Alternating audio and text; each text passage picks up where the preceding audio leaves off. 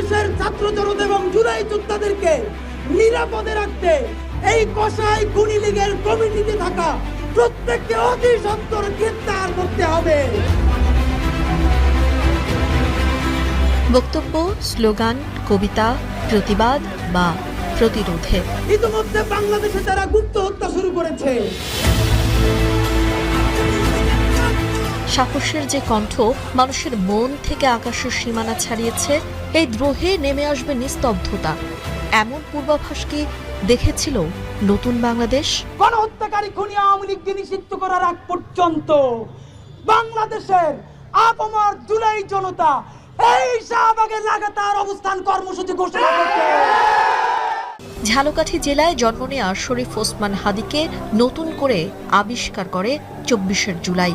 গণ অভ্যুত্থানে আন্দোলন, স্লোগান, মিছিল, বিদ্রোহের মিছিলে